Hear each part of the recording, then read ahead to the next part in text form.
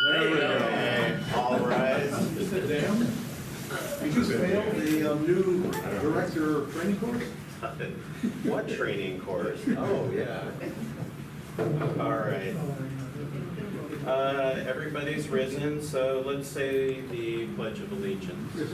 I pledge allegiance to the flag of the United States of America and to the republic for which it stands, one nation, under God, indivisible, with liberty and justice for all. That's got to be Prince of Wales. Hey, excuse me, Mr. Bud. What? Our eyes up here. That's a $5 fine. You're going to get a $5 fine for cursing, and I'm going to sergeant at arms, sir.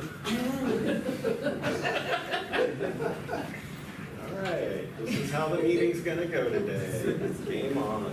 The Tlingit people have been indigenous to this land for over 10,000 years. Gunachish to the Tlingit people for their stewardship of Tlingit since the time memorial and today.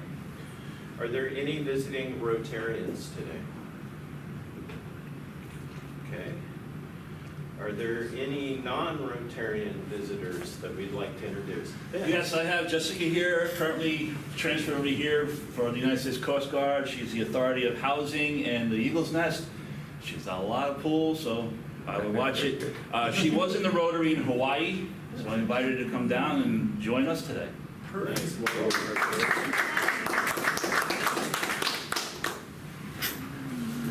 Anybody else? Melissa Wildman, Public and Government Relations Director with the City and Borough of Sitka. I'm just here to support Kevin. Thanks, Melissa. Welcome back. All right. Are there any Rotary announcements? Yes, sir. We are, this Rotary Club is going to do a wildlife tour on September 22nd, correct? And we need people to, typically we invite the JVs and the AmeriCorps and that kind of thing, so it's always nice if we can get people in the club to help support that and get them on there for free. And I'm going to take the paperwork to Stefania over at Allen Ring after this meeting, and so we're on our way. What time? 1 to 3. Thank you for asking that. And how much? Whatever we did last year. 50. We're the best deal in town. Yes. Anybody remember how much that was? I think it was 60. Is it 65? Well, we're gonna talk about it. We'll let you know. Yeah, to be continued. How much do you have? That's all I can. Will it be raining? So what? You pay more if it rains, so. That's right. If you see whales, then you get to pay more. You've lost control. Oh, I lost control when I rang the bell 3 times. I realized that. Such a surly crowd today. Thank you, Jeff. You're welcome, Once we know President Jay. exactly how much it's going to cost, we'll share it with the members. We'll let you know. Yeah.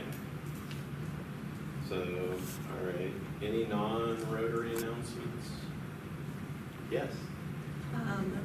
The Sitka Softball Association is organizing the annual mud ball tournament, which will be on the Labor Day weekend. We are working on gathering sponsors for the tournament.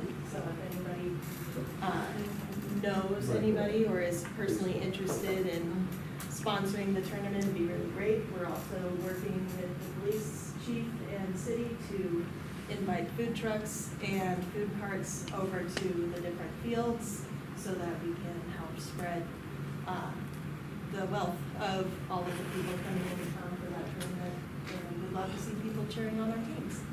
What fields are those on? It's going to be on both Muller Field and all 3 Kim Champ fields. How much are you asking to sponsor?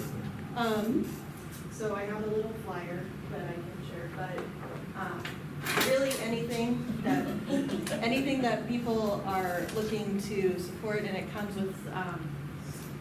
with advertising and support for your business to help encourage our visitors who are coming from out of town, Seattle, across the state, some even from Canada for the tournament. We like to point them in the direction of our sponsors for where to eat in between games, where to spend their downtime between games. So, trying to help support the local economy through softball. Thank you. All right. Any other announcements? Any jokes? I'm out of, You got 3 good ones. did I? Oh, which one should I do? What's a cat's favorite color? I don't know, Jeff. What's the cat's favorite? Purple. That's worth a $2 fine. Five. You have to pay. I'll split it with you. All right. I just want to remind us Rotarians of the 4-way test. Who knows it? It's okay if there's a 5-way test. My card says 4. Is it the outdated. truth? It's outdated, thank you. Thank you. Well, we should tell the previous president who I think gave me this. She never challenged this one. All right, anyway, I'm going to share the 4-way test. We know it. Okay, what is it? Number 1. Is it the truth? Okay, number 2. Is it fair to all concerned? Okay, Will it build better goodwill and better friendships? okay. And the 5th one is, it's okay to make up stories. Is it beneficial to all? We have, you skipped. Yeah, you skipped 4. You skipped between 4 and 5. Number 4 is, will it be beneficial to all concerned? Yes. And then number 5 is, it's okay to make stuff up. Okay, and with that, I'd like to have Jeff introduce our speaker. We get to be Sergeant Arms Oh, do I get to be Sergeant Arms first? It's your last day. What? What do you mean it's my last day? Carl's $2. You said you only do July. Oh, well, it cost you $2. Okay. $5 for Five. cursing. And it's not a curse word, What is not? that's $10 here. I'll put in my 5 for being smarty pants. We're not gonna find you because you're a guest. Typically, we try, then I get vote. I haven't seen you for a while. Where do you have your wallet? The money I put into that's here. Just for this one. I don't think I'll find you either. Thank you. Thank you. Yes. I'll talk with you after because I'll make the membership list. Here's this money for the funds. Thank you. Oh, I'm gonna introduce them now. Yes. Thank you, Mr. Dr. President Stillwell. It is my pleasure to introduce Kevin Knox, who is in charge of the city of Sitka's Parks and Rec, which I'm glad to see that the city is now doing that kind of thing again. And that's what I'm going to do. Welcome. Thank you. Thank you.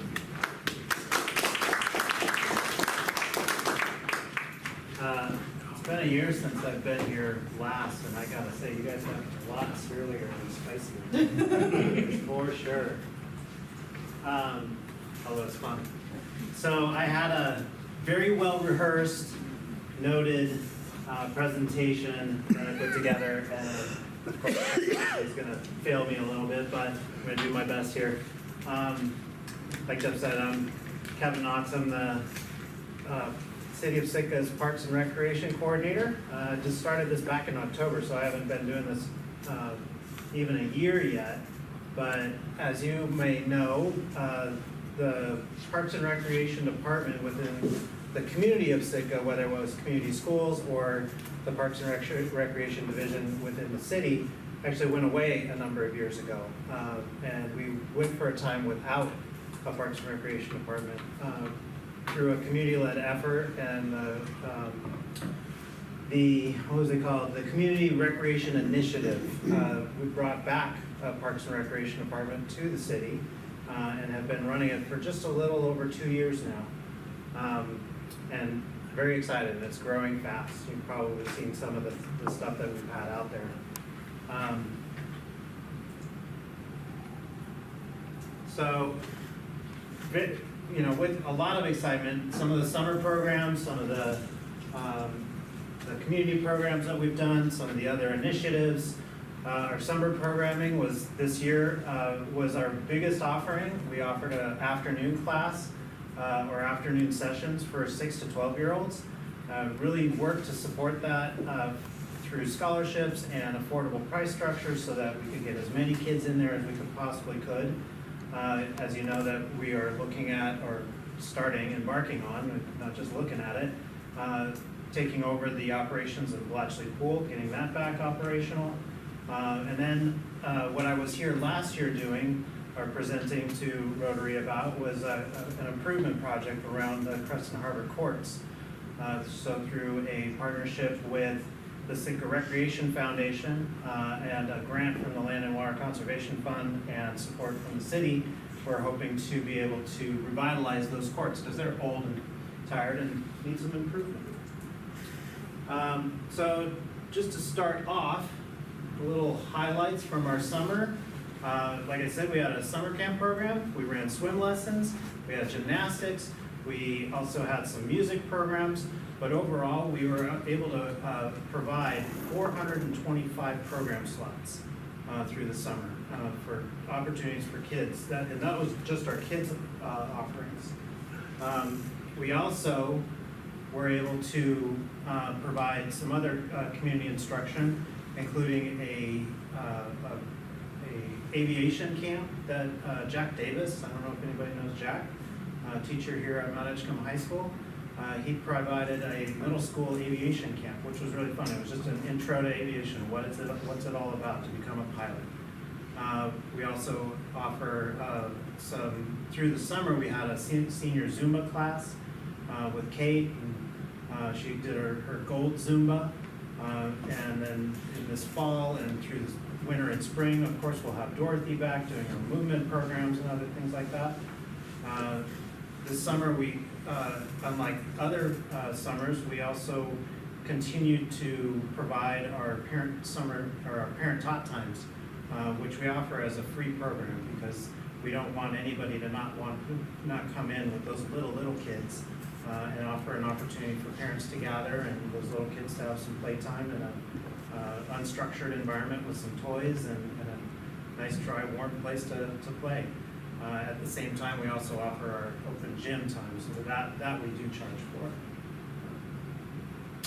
So just a couple of highlights from our summer camp. We had all kinds of fun, and if anybody wants to know exactly how much fun we had, you can ask that kid back in the corner. He was part of it all summer long. So we had everything from the fire department coming by. Kids were making food like pizza and quesadillas and omelets one day. They also did a renewable energy camp with the older kids at the camp, where the Renewable Energy Alaska project came over from Juneau, and Clay worked with them to discover what it meant to have clean green hydro for our city, and then what wind power might mean, or solar power, other things like that. So that was really fun. The summer camp was designed by the AmeriCorps that worked with the Parks and Rec department. We had a year-long AmeriCorps, Alan Dolphus, who worked with us. Alan designed and structured the camp, and then we had 8 other AmeriCorps come over from the Sitka School District and from Mount Edgecombe High School because their service years were over at those sites. Instead of going home, they came and worked for us, and got to work with the kids. So that was a really, really great opportunity for Parks and Recreation and for the community, because normally those AmeriCorps go home. So they served another 500 hours with Parks and Recreation. So that was really, really beneficial. So on to the thing that I think probably we get asked the most about. When's the pool opening? So as of this fiscal year, so July 1, Parks and Recreation Department took over the Blatchley Pool operations. That means we're going to be staffing and programming it. We were able to actually work with the Baranof Barracuda Swim Club to help provide our swim lessons because we don't have staff yet. We contracted with the Barracuda, and they provided the staffing and the lesson structure, and we had over 100 unique kids participate in swim lessons this summer. It was 128 slots, so a lot of kids did both sessions, but it was 3 weeks, 4 days a week for at least 45 minutes of time in the water every day, which was really great. We're starting next weekend holding our first lifeguarding class. I will be teaching that to start getting us staffed up a little bit, and we'll be providing that to both our incoming staff, our potential staff, other community members, and the school district staff. Kind of excited about that, also a little nervous because it's my first time teaching the class, but it should be fun. And then we have a lot of other plans to really ramp up our programming structure and offerings at the pool. We just this morning put out an offer for our aquatic supervisor, hoping that that candidate will accept the offer and start working for us as soon as they can. Then we'll also be hiring a part-time head lifeguard, part-time senior lifeguards, and part-time student lifeguards. So back to where I was with you all about a year ago, the Crescent Harbor Court improvements. Like I said, working with the Sitka Recreation Foundation, they're raising money to help contribute to this. The Land and Water Conservation Fund grant has moved on to at the national selection level, and we've gotten very good feedback. They're very impressed by the application that was turned in, but also not only that, by the project that we're proposing. So what we're looking at doing is taking those courts that really only serve a single, well, two sport purposes with tennis and basketball, and we're going to enhance those so that we can provide multiple net sports within that environment. Pickleball, volleyball, tennis, basketball, and other net sports that might come up. Badminton could be one of those too, actually. So it'll get painted for all of those sports. We'll have resources so that the nets can go up and down to accommodate all of those. And then also resurface the entire facility, because right now it's got a lot of weeds growing in it and cracks, and it's not even. So we'll work on providing better drainage and all of that.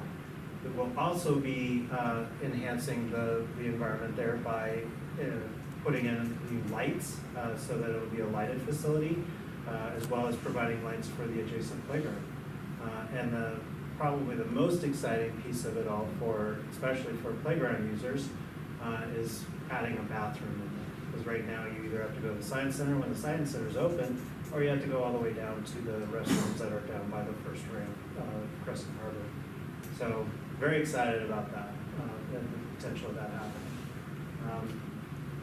So another piece that we have partnered with the Sitka Recreation Foundation on is lowering the barrier to access to Parks and Recreation programming. The Sitka Recreation Foundation, through a grant from the Melsness Family Foundation, has been able to provide us with over $8,500 worth of scholarships to kids just in the last 6 months. And as the slide says, that's 77 unique kids. Some of them actually were provided scholarships for 100% funding for their summer camp activities, which really helped draw in a lot of kids. The other one that we've worked with to enhance our programming and access to is the MigrantEd program. So through the Sitka School District, we're able to offer MigrantEd families and students better access to Parks and Recreation and other programming that we provide. So whether it's our sport programming or activities programming or music programs or even our open gyms. So we're really excited to be able to do that and again, lower the barrier for a lot of families that can't afford it, because leisure and parks and recreation activities, no matter your age, shouldn't be barred or a difficulty to get into for inability to pay. I wanted to leave a lot of time for you guys all to ask questions, because I know there's questions out there, and happy to have a little dialogue, because that's kind of what makes some of this all fun. I definitely appreciate the time and interacting with people, because we get ideas from folks and what kind of programming you'd like to see out there, but we also like to talk with folks too, because we're always looking for people to instruct these programs. So, yeah, happy to entertain any questions. You mentioned the restrooms at the Crescent Harbor playgrounds. How's some of those going? So the project will probably start this spring if we are awarded funding. The funding cycle basically happens, we'll be awarded the grant sometime in October. We have to engage with the grant and with the National Park Service and Land and Water Conservation Fund in deploying it or getting to spend it, and then we get to start spending it. Construction in December, not a great idea. So we'll probably just start going out, trying to find who's gonna do the work, and then you get to start spending the money, and then you get to start doing the project. So probably sometime in the spring is when we'll start taking things on. As a grandparent of a toddler who likes to go to those playgrounds, that is really gonna change things. Yeah, it will, yeah. Because I can tell you, it's a tough thing when you got a toddler who has to go right now, there's no place to go. Yeah, yeah, and the top two things we heard about that facility overall is that it needs lighting and it needs for security and to use it in the wintertime, or even in the shoulder season, but then also the restrooms is the biggest thing. How much does a restroom cost in Sitka right now? It's a question we're exploring. Yeah, it's we're actually looking at trying to do a modular, like plug and play. So we could set the foundation for it, have all the utilities all ready to go, and then you just bring in a modular unit that just plugs in. So they're prefabbed and Kind of like what's at Lincoln Street, in the Lincoln Street. yeah, a little like Yeah. that, and they've gotten even better than those now. Those are pretty nice Yeah. compared to Hunt. Yeah, absolutely. You have to run to the science center and find out it's locked and close, and then run down to Well, as a former employee of the Science Center, those bathrooms are yeah, they're designed in 26 when the building was. right. Yeah, they're not accessible for that. So my granddaughter was here for a couple of years and she just loved the playground and we went down there and I watched her play and all that kind of stuff. And she came back this summer and went to the playground and she says, I'm too big. Yeah. So I guess my question is there play structures or kinds of things for older teens or school-age kids that are around town? I'm not aware particularly of. Yeah, not something really that we have in Sitka as an asset. It's interesting to think about where we go with our parks and, whether it's building new facilities or structures or other things like that, or just providing different program options. The city is working on doing a master plan for our parks and recreation. And those are the kinds of things we're gonna need to hear about. What does the community want and need, and what's a priority? We're gonna be working on that soon. Vaguely related is exercise structures focusing on seniors. Yeah. They I've go been- out there and Yeah, I've actually been talking to a couple of different companies that would like to come into Sitka. A lot of times they kind of entice you to engage with them by providing some grant funding. It's, very early on, and again, it's gonna just depend on the priorities, where things kind of fall out. And the priorities being what the community wants, but then also the priority of what can we afford to do. Yeah. Kevin, on the subject of senior exercise, Mm-hmm. Dorothy Orbison has led that with seniors Yeah. at the senior center. And it's had kind of a checkered past because some of the senior people, the senior center managers eliminated the program and so on, but that provides an indoor area. Yeah. And if you can find someone, you don't need an outside company, which adds to the cost of it. Dorothy did it for free, but not advocating that. What I would suggest, to look at the senior center as an option, because it's year-round, obviously. Right. The senior center, that building is actually a facility of the city and borough of Sitka. The Catholic Community Services and the programs that they provide out of there is a part of an agreement that they established back in 1987. And it's something that we're working on with them to revitalize or to kind of restructure. Parks and Recreation has been using that facility more often, and then we work with Dorothy to provide those programs. And we would like to enhance even more of those programs, be able to provide, gathering groups there for playing games or doing book clubs or, any kind of like sharing opportunities or educational opportunities, cultural opportunities there too. And then be able to, kind of dovetail it with the things that, like what Dorothy already does there. Well, exercise Yeah, is very important to help. absolutely. And she does some really unique ones that are extremely beneficial, yeah. They're really great. Parents really know about it, so Yeah, we'll expect some news about it. yeah, Good news. yeah. Dorothy always likes to take the summer off, so she's coming Yeah, back in the well, that was fall. fine. Yeah. Summertime's easier. What do you guys have for like a youth soccer? Do you have anything going on? We don't program youth soccer, we do rent our facilities to the youth soccer groups. Oh, okay. Sitka Rush Soccer and the Sitka Soccer Club both do a lot of soccer programming. Okay. They just held a couple of camps and did a 3-on-3 tournament this last weekend. But everybody loves to use Upper Moeller Field, baseball, softball, Little League, soccer, Yeah, my husband frisbee, everybody My loves husband that. was big into working with the youth soccer and volunteering, so I'm just trying to get him in somewhere. Yeah, yeah, I would encourage you to contact the Sitka Rush Soccer Club. Are there any, I know you're focusing on the Crescent Harbor facilities, but speaking of Moeller Field, are there any plans to turf any of the other existing sports complexes? Because I think that's the biggest draw to Moeller, is that it's a turf field. I didn't know if that was part of your, And again, it's kind of part of that master planning, we really need to be able to, it's not only about us realizing what assets we do have and what condition they're in, but what priorities the community has, and then how we can put those priorities into the work that we can do and afford to do.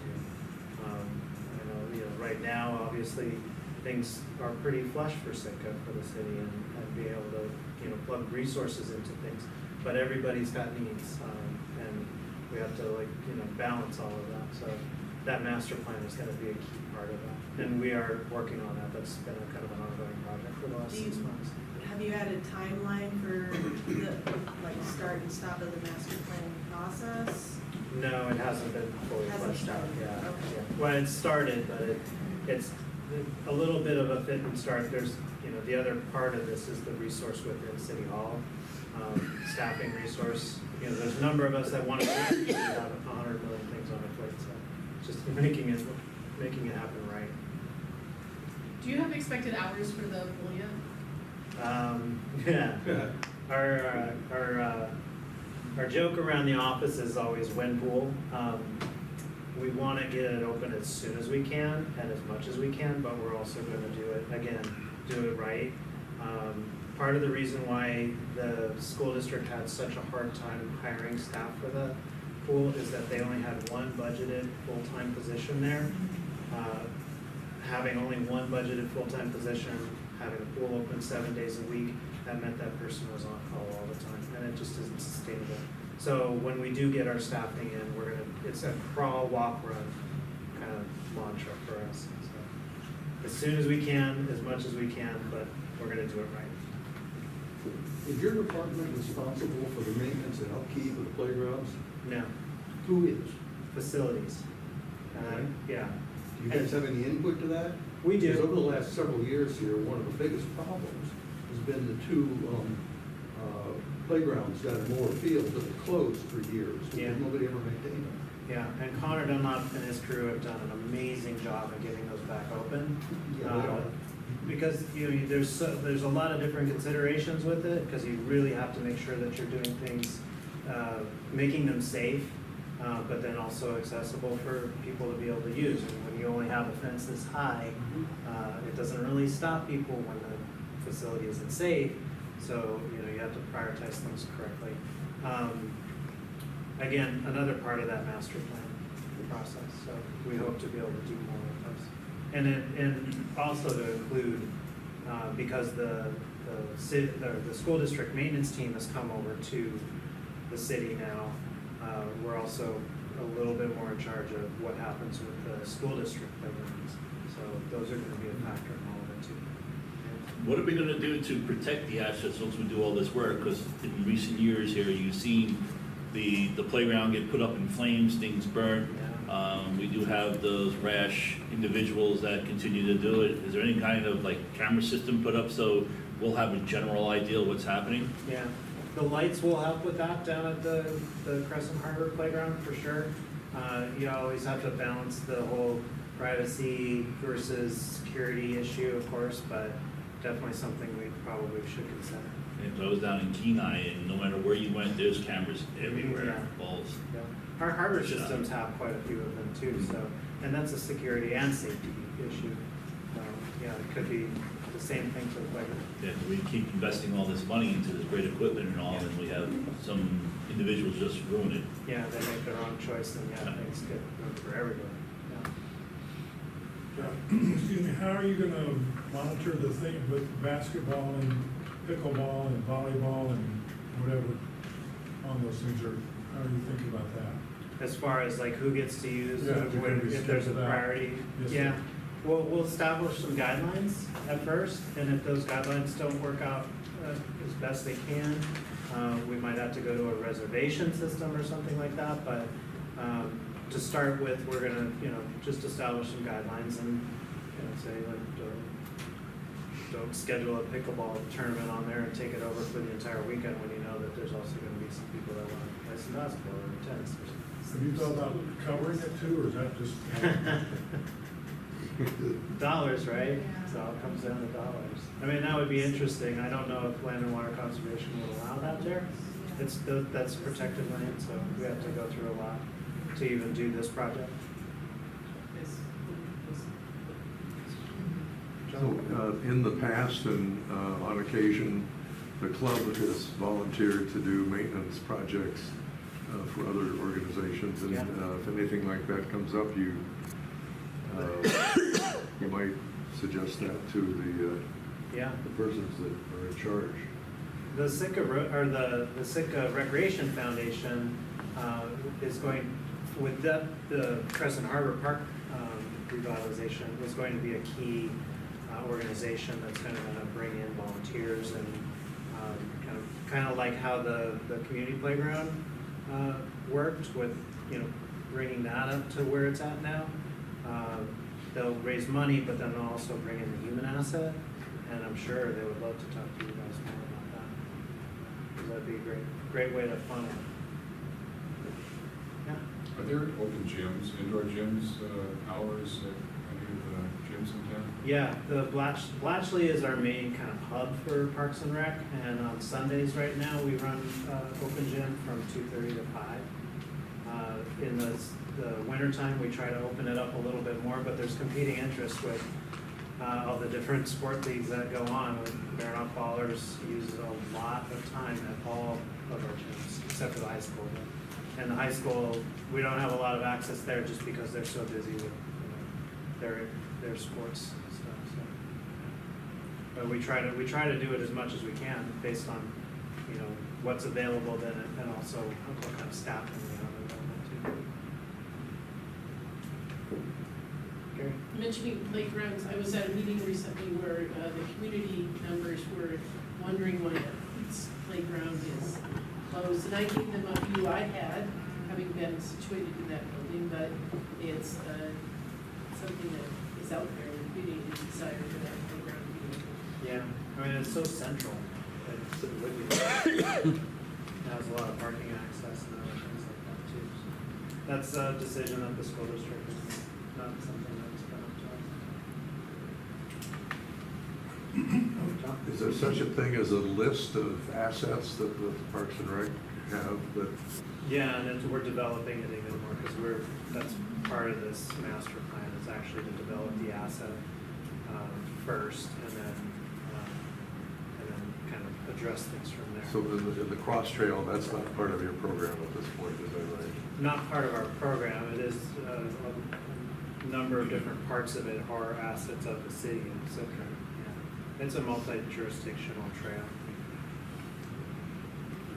Do you have any hopes for the next 5 years you want to see happen? Wow. Yeah, as far as where we're kind of at right now, just continuing to offer as many programs as we can that are most valuable to the community. You know, I don't want to. We're just working on cleaning out our basement storage area at Blatchley, and we brought up. You guys remember step aerobics? Does anybody know anybody that has done step aerobics in the last 5-10 years? I think they integrate it with Zumba sometimes. Yeah, they sometimes integrate it, but they don't do the high step kind of stuff that step aerobic. And so we have the platforms. We have like 20 of the platforms and like 96 of the risers. And I was just looking at those thinking, you know, this isn't really something that most people are going to want to use. They want more to do the Zumba stuff or other. So, you know, trying to like make sure that we're offering to have the assets or to have the resources for the things that the community wants. The pool is a great example, really getting that program back up and going, staffed up, and making sure that we can host birthday parties there, have aqua aerobics, lap swims, open swims, continue to operate the pool so that it isn't just for those that could provide their own lifeguard services like the Barracudas or UAS or whoever else. Kevin, you could probably check in with Emily Davis, might be a good resource about step aerobics with Refresh, because she used to do stuff like that. Oh, yeah. I've done step aerobics a million years ago here, so. Yeah, Did something like that. Did you ever get any interest in disc golf? we do actually. We get quite a bit, and I have actually tried to partner with the Sea Mountain Golf Course. It's very common for golf courses to have multi-use, especially in the shoulder months. Summertime, it gets a little bit more, you have more golfers out there, but when you go off into the shoulders in the off seasons, disc golf doesn't really stop for a lot of people. And it would be really cool to have a course on that layout. Wrangell is actually a really good example of having both uses on their golf course. I know years ago, somebody was looking at trying to put one in, I believe somewhere like behind the high school. Behind high school, yeah, there was a Remember that? little rogue group, yeah, they actually put in a few baskets. Oh. They're still there in the trees, but they're all covered in all. Yeah, it would be really fun to have. And the cold water swim, which you were Yeah. a significant part of, that was fabulous Thanks. this weekend. It was a kick. And I don't know how many hundreds of folks were out there, but between the swimmers, the canoes, and the observers, it was a wonderful event. Yeah, Thank you. we had a great time. Thank you. 77 swimmers. Okay. Kevin, I think about you said the next 5 years, just wanna like congratulate you. Who could have imagined 2 years ago when this was like a health summit goal, Yeah. that we would be where we are today with so many children being served and others, of course, with 3 solid, kind of like areas that you're working on. So in 5 years, it's like the sky's the limit. Yeah, I hope so. I mean, yeah, having it come back and having the resources to be able to bring it back, having some expertise. Parmore's really laid the foundation for bringing the program up to where it's at, and then us being able to grow from there. How can community members volunteer to help with the master planning efforts and other feedback opportunities that you guys are looking for? That's a great question. We will start doing more community engagements with the master plan once we have some more of the plan, kind of the foundation for that. We're hoping this fall, but some of that depends on what we can get done as staff, but then also what our contractors can do, because we're gonna use some contractors to be able to develop a lot of that, just because we don't have interim capacity. But yeah, so hopefully this fall we'll start getting more information out there and watching the Parks and Rec page. We have a pretty good social media presence now with Facebook and Instagram that we utilize. And then, Melissa gets a lot of information out there, so keep watching for that. And I'd like to hammer the local media too. They see my number quite often, so I get stuff out there as much as I can. I would also add to that, if there's any spots on Parks and Recreation, I don't know Yeah, if there is true. open positions now, but that's always a good way to help. And we're looking for an asset manager too. Yeah. I would say too, the Sitka Recreation Foundation formed this last year to support basically the mission of Parks and Rec. They have a Facebook page with that name, Sitka Recreation Foundation. And there are gonna be opportunities like we had the gear swap recently where the community got together and made the mission. How many staff are in your program? Well, so there's 2 full-time staff. We have an AmeriCorps, and so Alan's on his way out. We have a new AmeriCorps coming in, her name's Kira, so she'll be working with us. And then so then we'll also have the full-time aquatic supervisor and a part-time head lifeguard. And then we have temporary staff beyond that. And so some of our temp staff work upwards of like 20, 25 hours a week, doing building stuff, just events and other things like that. And then we also have our student recreation leaders. So, I mean, in total, if you count all of them out, once the 2 pool positions are on, there are 10 of them. We have some really great kids that are working with us these days too.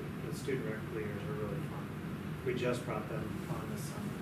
So actually, this department was the first department within the city to hire 14-year-olds. I was gonna ask, how old are they? Yeah, 14 to 16, I think, or 16 is our oldest. So, yeah, but the student rec leaders, in theory, could come on and then transition into the building supervisors too, so once they turn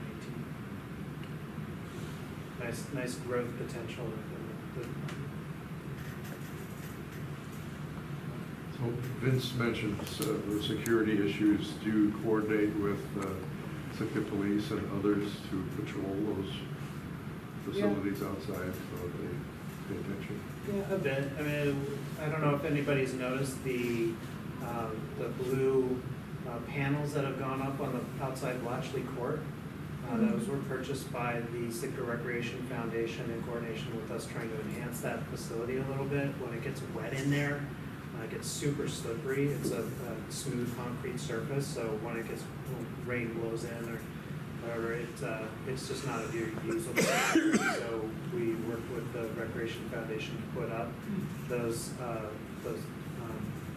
barriers. That also provides a lighting backdrop so that you don't get the sun coming in and you lose sight of a ball, especially for the pickleball court. We just painted a pickleball court in there.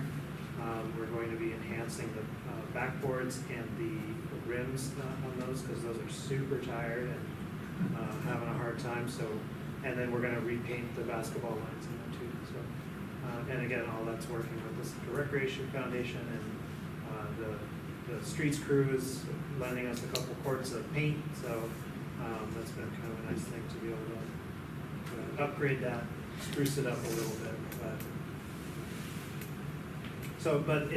With that, I talked to, you get back to the question, with that, I talked to the police chief about visibility concerns if he had any. And we went and looked at the facility, talked about the concept, and he was like, no, this will be fun.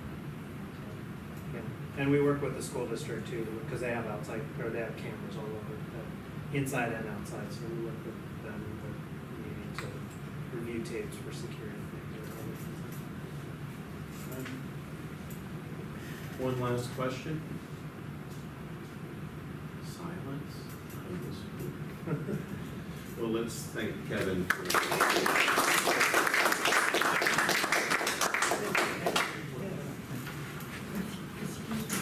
All right. Thank you all for a good meeting. Same time, same place next week.